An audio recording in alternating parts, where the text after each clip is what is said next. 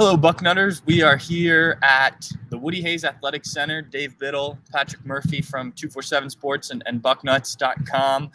Following Ohio State's sixth spring practice this year, and we a little bit then got to talk to head coach Ryan Day, defensive coordinator Jim Knowles, offensive coordinator Kevin Wilson. Dave, I think the biggest story that came out of practice, maybe the only story that really came out of practice, was Cade Stover. He's back on offense. We saw him on defense in the Rose Bowl. We saw him on defense early in spring practice, but he's back at tight end, and we got to ask the coaches sort of the reason why. What did you take away of the decision to move him back partway through spring practice? Yeah, I think there's a couple of factors here. One, they were not happy with their depth at tight end and specifically blocking-wise. I mean, Mitch Rossi's going to be a really good blocker, but he's not a traditional tight end. He's more of a fullback, H-back. They wanted a guy in Cade Stover that they could rely on to be the best blocker of the true tight ends. Now, they're high on some of the young guys like G. Scott Jr. They talked up Joe Royer a little bit, but they needed more depth at tight end and a better blocker over there. So that's the main reason. I think another big reason in here is with this 4-2-5 defense, there's only 2 linebacker spots. And as they mentioned, there is a logjam at linebacker. I think right now, Steele Chambers, Chip Trayanum, Tommy Eichenberg, Cody Simon, those guys might be the top 4. Reed Carrico, they mentioned him. There's some other guys in the mix. They like CJ Hicks a lot, even though he's only a true freshman. Combination of factors. I think they needed somebody at tight end, and there was a logjam at linebacker. So that's very interesting. And then obviously, Patrick, the other interesting thing to come out of it, I was guilty of this as well, thought, maybe Cade Stover is a good candidate to be the Jack or the Leo. They actually call it the Jack, which is the hybrid outside linebacker defensive end. You got to earn the right to call it the Leo. Everybody who said that was like me, that said Cade Stover might be a good fit there, was wrong, because he's not even going to be on the defense. But what I did take away is Jack Sawyer sounds like he is going to get first crack at that job. That's not how they put it. That's just me reading between the lines. Jack Sawyer practiced some at the Jack position today, very fitting. Jim Knowles told us, Mitchell Melton's another guy that's working there, Javonte Jean-Baptiste. But it sounds like Jack Sawyer is your leader to be the Jack, which makes sense. Yeah, and it'll be interesting to see. There was some of this conversation on the Bucknuts message boards today.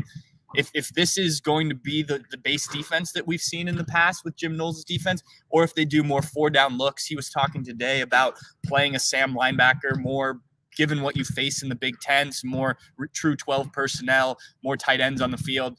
That happened in the Big 12 some, but as he pointed out, it was almost more like an 11 personnel, a lot more than 12 personnel. So he may have to adjust just a little bit of what that defense looks like. He's done it before and certainly can do that again. Dave, this defense, it sounds like it's challenging this offense this spring, which is what you want, right? I mean, you bring in a defensive coordinator like Jim Knowles to challenge not only your offense, but other offenses come the fall. But the spring is about getting better. Coach Knowles talked about, what he liked from C.J. Stroud and the way he could pick apart their defense a little bit. But Kevin Wilson even made the comment that this defense is making them mentally work. And I think that's only a positive for this team as it continues to get better. Obviously, the offense is expected to be elite once again, but it sounds like a positive for this defense, which is still very early on in its installation process. Yeah, it's fantastic for both sides of the ball because, obviously, if you're Ohio State's defense, you're going against an elite offense every day. And maybe the problem, I guess it didn't hurt the offense too much last year. Now you're going against a defense that might not be elite, but is moving in that direction. Jim Knowles very impressed with the talent on this defense. I asked him, I'm sure you expected this to be a talented defense, when you were hired. Is it even more talented than you expected? And he said, the defensive line has impressed him even more than he expected. He did say the rest of it is about what he expected. So, that's the first one. But I do think this is going to help Ohio State's offense going against a much better defense, going against a scheme that is much more sound. And I tell you what, every time we get a chance to talk to Jim Knowles, we're all like, man, that was impressive. Yeah. Which was the case again today. He is extremely impressive. So I keep saying this. I think Buckeye fans, I think you are going to love him. We'll see how much the defense improves. They were 59th in the country in total defense against a relatively weak schedule. They didn't play a lot of great offenses last year, and they're still 59th in the country. The schedule will improve this year, but I think the defense numbers will improve. The defense overall, I think you're going to see at least a top 40 defense. And if you can have a top 40 defense with this schedule paired with an elite offense, that could be enough to get Ohio State to go where they want to go and achieve all their goals. And Jim Knowles mentioned he thinks he'll probably get about 2/3 of his whole defense installed this spring, which I think is probably a good amount when you're coming in with the defense he's got, a first-time coach. kind of running that. But on the offensive side of the ball, a lot of compliments paid. He's obviously, a Heisman Trophy favorite, so not a surprise that he's looking good in spring practice. But Coach Knowles talked about him.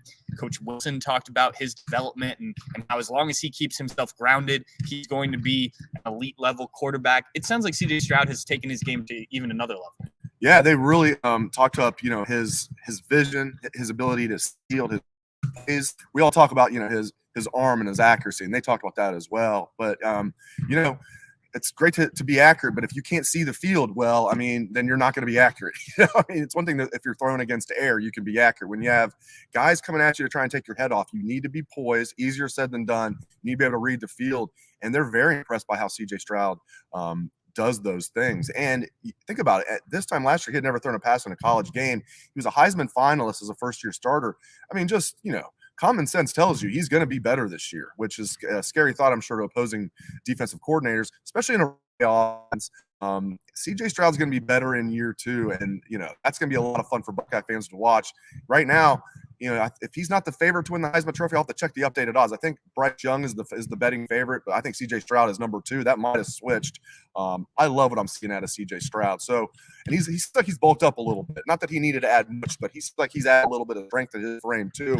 I think if you're not already extremely excited about CJ Stroud, which I'm sure you are, but just in case you're not, get excited about the Buckeyes quarterback. Yeah, Kevin Wilson mentioned him just being more vocal, commanding the line of scrimmage, the offensive line, talking to guys after drills, things like that I think you just get when you're a second-year guy. You've been through this whole process before. You know what to expect. And that's the case about a lot of these guys on the offense. You've got Jackson Smith and Jigba, who was a starter last year. You've got even the young receivers have been through this process a little bit. Travion Henderson, Mayan Williams, all these guys who've done this before. Last year, this offense was very young. I mean, you could say the same about a number of guys on defense, but the offense in particular. And I've said it, you mentioned the Heisman odds. I've said it. I think given what we've seen in the past, the expectations put on a Heisman winner coming back, which would be Bryce Young, I would take CJ Stroud right now, just given how good we know he can be and the fact that he's not going to have those added expectations of being an incumbent Heisman winner. So, I think if you're out there making bets, and that's not my game, but I think he's certainly a key guy. Dave, anything else you noticed in practice today or caught your ear when we were talking to the coaches? Oh, Josh Proctor's a guy that seems to be, coming back well from that broken ankle. I thought he was, I know it was like 2 games, but I thought he was starting to come of age last year, early in the season. We heard good things about him in the offseason. He had always been a guy that could make the flashy play, but wasn't very consistent. You'd heard he was becoming more consistent. And I think now with Jim Knowles coming in here, teaching that rugby style tackling, Josh Proctor's still going to be a force. He's still going to be a big hitter, but I think he's going to be more consistent. They really talked up his range, the fact that he's very rangy and very physical. Ryan Day himself was talking about Josh Proctor. That's one thing, and I know Jim Knowles was asked, who are your top 3 safeties right now? He didn't say necessarily these are the top 3, but reading between the lines, the first guy out of his mouth was Ronnie Hickman. He says, I love Ronnie Hickman. Basically going to be that free safety. You might think, well, Ronnie Hickman's more of a strong safety. Yeah, but Jim Knowles, that free safety it needs to be able to do a little bit of both, help in the box and be kind of that center fielder. It's not the traditional like Jordan Fuller you would think of. So it's a little bit different of a free safety, but he called him kind of the quarterback of the secondary back there. He loves Court Williams as well. Says he needs to get a little bit better in coverage, and they got to be smart with how they use Court Williams. But Court Williams is probably going to be that boundary safety. The bandit is what they call him. And then he really likes the slot safety as well. Tanner McAllister, who followed him here from Oklahoma State, sounds like he'll be the starter there. No surprise, as a 5th-year senior. He wouldn't have come here if he wasn't going to be a starter. But they also like Cam Martinez. They think he's doing well. And they mentioned Legend Cavazos there is working as slot safety. He's also playing corner. He's working trying to find a spot on the 2 deep there at corner. I tend to think J.K. Johnson and Jordan Hancock are going to be guys that are going to fill out the 2 deep at corner behind starters Cam Brown and Denzel Burke, who are both coming back from last year. So, those are a few things that stood out to me. And I think also they're pretty bullish on this offensive line, it seems like. They still need to prove it, but they seem pretty bullish on this offensive line. The tackles came up quite a bit, and Paris Johnson and DeJuan Jones. Ryan Day admitted that DeJuan Jones, there were conversations inside this facility about should DeJuan Jones, after just 1 year as a starter, head off to the NFL. He said that there are still things he needs to improve on to become that first, second-round guy that he wants to be. Paris Johnson obviously started at guard last year, moving back to his more natural tackle position. Kevin Wilson seemed pretty excited about what those two can be. They've got to continue to work, continue to get better. But, you've got 2 big talented tackles there. And that's huge, obviously, when you're going to throw the ball as much as we expect the Buckeyes to do with CJ Stroud. We already talked about him. So you can get the rest of that offensive line figured out. And it sounds like those guys are pretty much entrenched in those spots. Obviously, things could change, but you've got Matt Jones, you've got Luke Whippler, you've got Donovan Jackson there. So you've got your offensive line pretty much set there. And I think that is only going to help as you move forward. And that stood out to me. That's pretty much it from today. We kind of covered a little bit of everything there. As we mentioned, Cade Stover made the move. The jack position is starting to be installed. I think down the road you'll hear it called the Leo some as well. CJ Stroud, this offense, all that we covered there. This will be available not only on our YouTube, Facebook, Twitter accounts, but we'll have it posted on the website. We'll have it posted on our podcast stream. So wherever you're listening, like, subscribe. Thank you guys for tuning in. We will talk to you later. Another one from the Buckeyes, Dave. That's right.